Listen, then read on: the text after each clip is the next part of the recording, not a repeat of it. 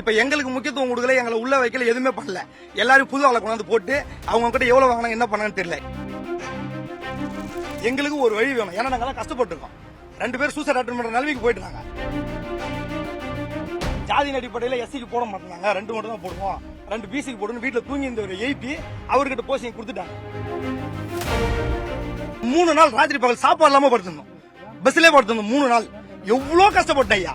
இதுக்கப்புறம் உண்மையை சொல்றேன் பாருங்க, ஒன்று எங்களுக்கு என்னன்னு ஒரு இது தெரியணும் இல்லையா. நாங்க என்ன பண்ணுமோ எல்லாரும் நாங்க சூசைட் பண்ணி போக வேண்டியது. இதுதான் எங்களோட கடைசி இது.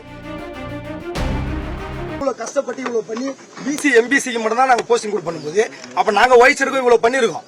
துர்கார் பாருங்க, நகர செயலாளர் சொல்லிட்டு இவர் சொந்த பண்ணி எவ்வளவு பண்ணிட்டாரு. இப்ப எங்களுக்கு முக்கியத்துவம் கொடுக்கல, எங்களை உள்ள வைக்கல, எதுவுமே பண்ணல. எல்லாரும் புது ஆளை கொண்டாந்து போட்டு அவங்க கிட்ட எவ்வளவு வாங்கினாங்க, என்ன பண்ணான்னு தெரியல. எல்லாரும் உள்ள கூட்டு போய் மீட்டிங் போட்டுருக்காங்க. மாவட்ட பொறுப்பும் சரி, ஒன்றிய பொறுப்பு சரி, நகர பொறுப்பு சரி, எந்த ஒரு பொறுப்புமே அறிவிக்காத அவங்கவுங்க இட்டுன்னு வந்து எல்லாரையும் கூட்டு போய் உள்ள கூட்டு போய் வச்சு மீட்டிங் போட்டு அவங்களே பண்ணி எல்லா ஆள் இட்டுன்னு வந்துட்டாங்க. இப்ப எங்களை உள்ள கூட வராங்க. நாங்க 2 வருஷமா கஷ்டப்பட்டோம். இது மாதிரி 10 வருஷமா அந்த கட்சியில வந்திருக்கல, எல்லா ப்ரூஃபும் இருக்கு. இப்ப எங்களுக்கு என்ன வழி, இதுதான் நான் கேட்டு வந்திருக்கோம். நாங்க கிட்டத்தட்ட தெரியும் உங்களுக்கு 1 வருஷமா வந்து எல்லாமே போராடி இருக்கோம். எங்களை உள்ளே விடுறது கிடையாது. முதல்ல மாவட்டம் போட்டா நகரத்தையும் ஒன்றியத்தையும் கூப்பிட்டு விசாரிச்சுட்டு மாவட்டத்தை போட சொல்லுங்க தயவு செய்து. ஏன்னா இந்த பிரச்சனை எங்க மட்டும் கிடையாது, இது டோட்டல் தமிழ்நாடு ஃபுல்லாவே இருக்கு. எப்ப மாவட்டத்தையும் நகரத்தையும் கூட்டு மீட்டிங் வைக்கிறாங்களோ அப்ப மட்டும் தான் ஒரு நல்ல மாவட்ட செயலாளர் நம்மளுக்கு வருவார். அது வரைக்கும் ரொம்ப ரொம்ப ரொம்ப கஷ்டம் தான். ஏன்னா இந்த பிரச்சனை எல்லா ஊர்லயுமே இருக்கு. மெயினா ஜாதியை மென்ஷன் பண்றாங்க, இன்னொன்னு பணம். இது 2 தான் முக்கியத்துவமா இருக்கு. எங்க கிட்ட எல்லா ப்ரூஃப் இருக்கு. உங்க வீடியோ கூட உங்களுக்கு அனுப்பிச்சிருக்கேன். எல்லாமே எங்கிட்ட இருக்கு, ஆதாரத்தோட நிக்கிறோம். எங்களுக்கு ஒரு வழி வேணும். ஏன்னா நாங்க கஷ்டப்பட்டிருக்கோம். 2 பேர் சூசைட் அட்டன் பண்ற நிலைமைக்கு போயிட்டாங்க. ஏன்னா இப்ப எங்களுக்கு வழியில 10 வருஷமா மக்கள் இயக்கத்தில் நம்ம செயல்பட்டு அதுக்கு உண்டான ப்ரூஃப் இருக்கு. இப்ப நம்ம கட்சி தொடங்கி இங்கே நம்ம செயல்பட்டு இருக்கோம். இதுக்கு உண்டான ப்ரூஃப் எங்கிட்ட இருக்கு.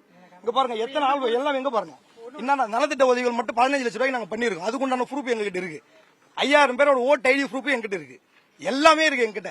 இதுக்கு மேல எங்களை என்ன பண்ண சொல்றீங்கன்னு எங்களுக்கு தெரியல. நாங்க என்ன பண்றது எங்களுக்கு புரியல.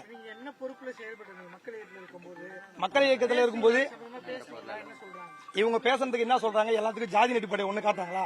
இன்னொன்னு நாங்க எதிர்பார்த்த மாவட்டம் வேற. அவங்க எங்க கிட்ட காமிச்சது வேற ஒரு ஆளை காமிச்சு செயல்பட சொன்னாங்க. உதயகுமார் என்றது செய்யாரு, அவரை காமிச்சு இவர்கிட்ட செயல்படுங்கன்னு சொன்னாங்க. நாங்க செயல்பட்டோம். திடீர்னு என்ன பண்ணாங்க, இன்னொருத்தர் நம்ம கதிர்ன்றவர் வேட்டவரம், அவருக்கு என்ன பண்ணாங்க, முக்கியத்துவம் கொடுத்து ஜாதியின் அடிப்படையில் எஸ்சிக்கு போட மாட்டாங்க, 2 மட்டும் தான் போடுவோம், 2 பிசிக்கு போடணும். வீட்டுல தூங்கி இந்த ஒரு எழுப்பி அவர்கிட்ட போஸ்டிங் கொடுத்துட்டாங்க. அவரு என்ன பண்றாரு, அவருக்கு ஃபேவரட் யார் இருப்பாங்க அவங்களுக்கு மட்டும் போஸ்டிங் போட்டு நீங்க ஜாதி எஸ்சி எல்லாம் மேல வரக்கூடாது, எஸ்சி நாங்க ஏத்துக்க மாட்டோம், பிசி எம்பிசிக்கு மட்டும் தான் நாங்க பவர் கொடுப்போம். அந்த ஒண்ணு இல்ல, அந்த லிஸ்ட் அவர் எழுதிக்கிறாரு, அதை எடுத்து பார்க்க சொல்லுங்க. எல்லாமே பிசி எம்பிசி இது மட்டும் தான் இருக்கு. முக்கியத்துவம் அவங்க ஒய்ஃப், அவங்க தங்கச்சி, அவங்க ஃபேமிலி எல்லாத்தையும் கொண்டாந்து உள்ள வச்சிருக்கு. அப்ப நாங்க பெண்ணாத்தூர்ல இவ்வளவு வச்சிருக்கோம். அந்த 60 கிளை ஓபன் பண்ண ப்ரூஃப் எங்கிட்ட இருக்கு. 60 கிளை ஓபன் பண்ணிருக்கோம். அந்த 5000 பேரோட ஓட் ஐடி ப்ரூஃப் எங்கிட்ட இருக்காங்க. நாங்க இது வரைக்கும் 20 வாட்டி வந்திருக்கோம். உங்களுக்கு தெரியும், பாத்துருக்கீங்களா? 20 வாட்டி வந்து எங்க தளபதிக்கோசரம் நாங்க வெயிட் பண்ணி பார்த்துட்டு கடைசியா நாங்க மீடியேட் வந்து. ஏன்னா இதுக்கப்புறம் வழி இல்ல. போஸ்டிங் போட்ட பிறகு யார்ட்டு கேட்க முடியாது. போஸ்டிங் போட்டாங்கன்னா நாங்க யார்ட்டையும் முறையிட முடியாது. எங்களுக்கு நீதி வேணும் ஐயா, இது உங்ககிட்ட தான். ஏன்னா கடைசியா இது சொல்ல எங்க பாருங்க, மீடியாவை நம்பி தான் நாங்க வந்திருக்கோம். இதுக்கப்புறம் நாங்க வந்து யாரும் இது பண்ணல.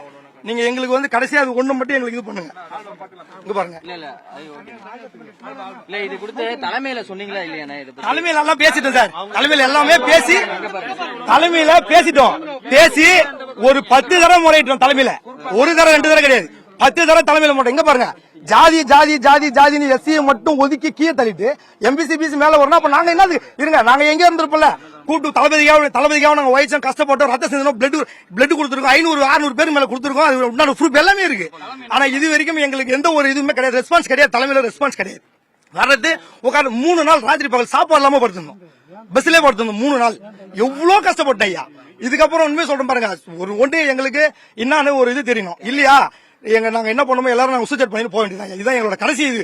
ஆனா எங்க கட்சி எங்க இது விட்டு என்னைக்குமே நாங்க போக மாட்டோம். தளபதிக்காக கடைசி வரைக்கும் நாங்க உழைப்போம். இன்னைக்கும் சொல்றேன், எங்களுக்கு தளபதி உயிர், கட்சி உயிர் எல்லாமே எங்களுக்கு வேணும்ன்றதால தான் நாங்க இப்போ வந்து ஃபைட் பண்ணிட்டு இருக்கோம். ஆனா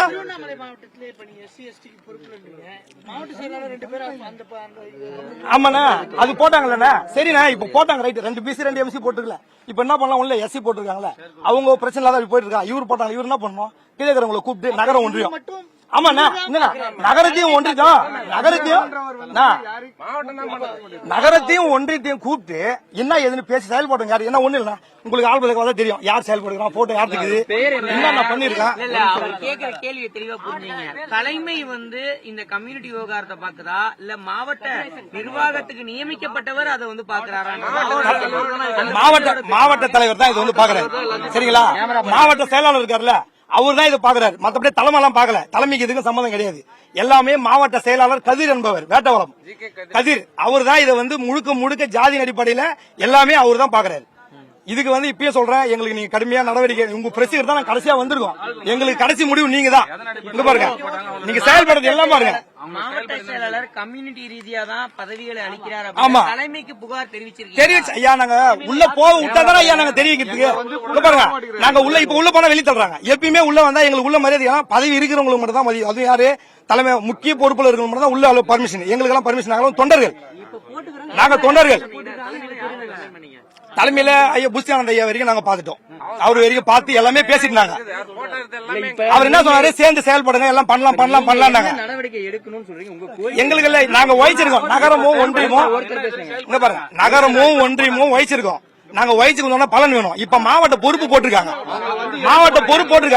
அவங்களுக்கு எப்படி பொறுப்பு போட்டாங்க எதன் அடிப்படையில போட்டாங்க இப்ப நாங்க காட்டுறோம்ல இவ்வளவு பண்ணிருக்குன்னு காட்டுறோம். இதை காட்ட சொல்லுங்க. எல்லாம் இப்ப வந்து 20, 25 வயசு 26 வயசு எல்லாம் நீங்க பொறுப்பு மாவட்ட பொறுப்பு போடுறீங்க. மாவட்ட பொறுப்பு எதன் அடிப்படையில போடுறீங்க? மாவட்ட அடிப்படை பொருள் எந்த விதத்துல நீங்க போடுறீங்க? எங்களோட கேள்விதான்.